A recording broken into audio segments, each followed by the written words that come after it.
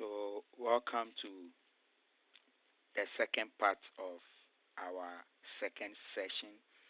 And in this session, we are looking at an introduction to pedagogical frameworks and integrating technology. And we have tried to look at various pedagogical theories and models, mainly two of them, the constructivism and behaviorism. We also have the cognitive um, learning approach, but we looked at these two. You can explore further. I will put in the group page um, some PDFs or send some links that you can get to learn a bit more. I asked for an assignment. Make sure you have done your assignment. What is constructivist classroom? In your view, how does such a classroom look like? And we explored constructivism and then behaviorism. And now we want to move on to application of blended learning in pedagogy. So by blended learning, we are only referring to combining the traditional classroom with an online classroom. So you are having your traditional classroom that you already have and an online class where you can provide online activities. And the benefits of such a class are numerous.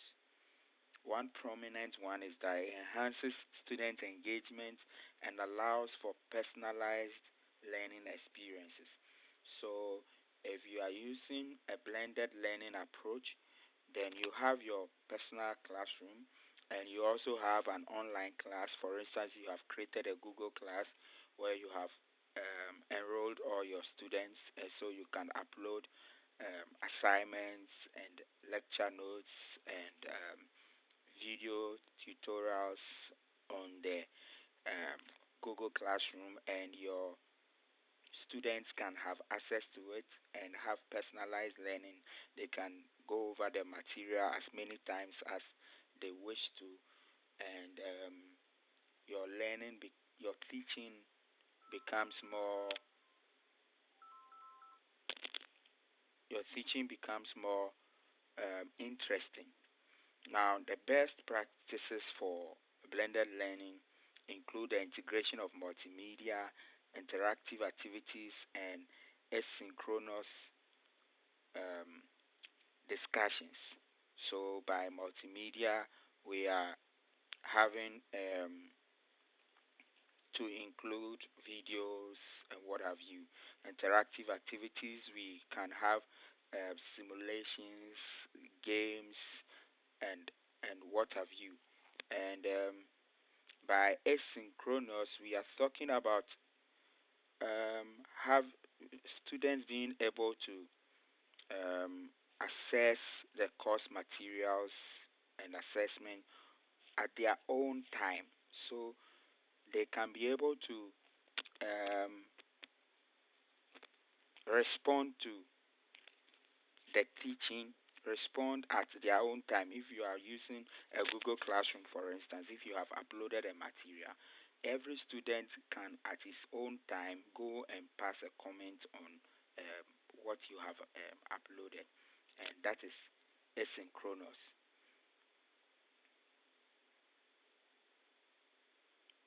So,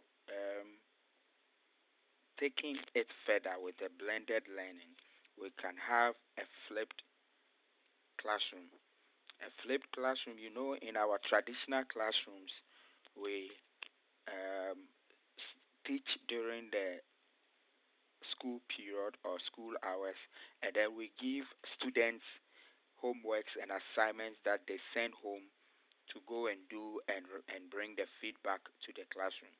But when you have a flipped classroom, you have you rather you now rather give the lecture notes, the lectures, for instance, a video lecture, to your learners, which they take home, and so they can go through the topic that you are going to treat. They can already see you teach it, and they have a video lesson that they have observed before they even come to class.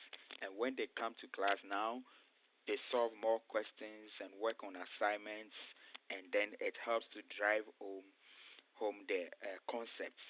So in the flipped classroom, we have online learning.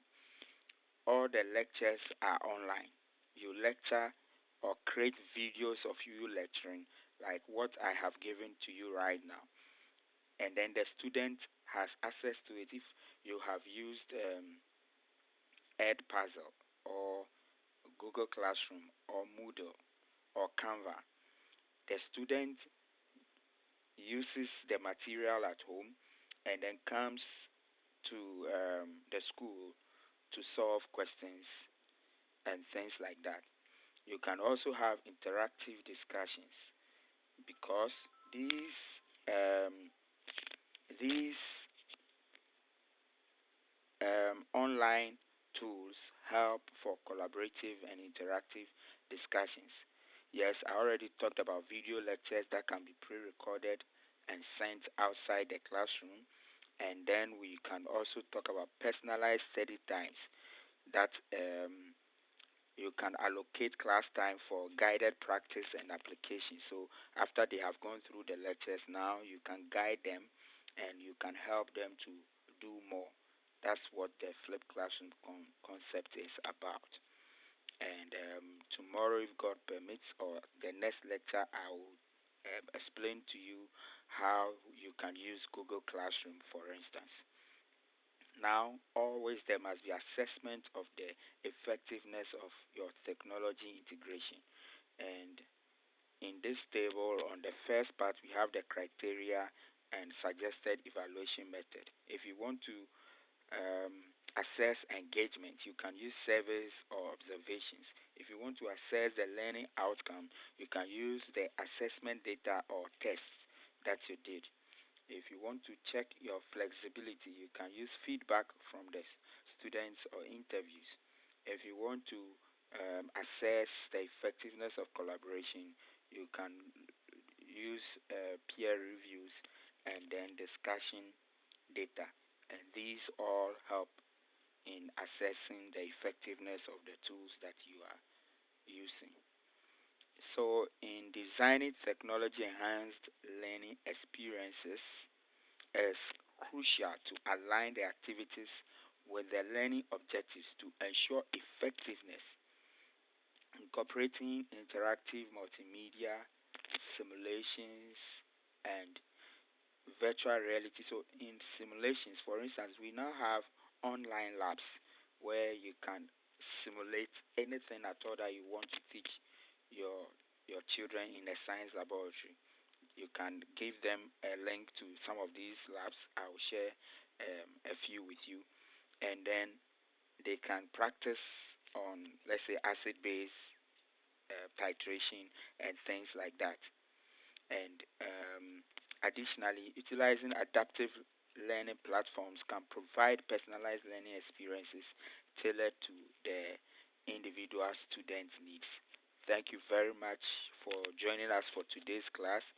God bless you, and I want to encourage you once again, if you have been blessed by these teachings, please share the link so that other facilitators, other teachers can also benefit from them. Thank you.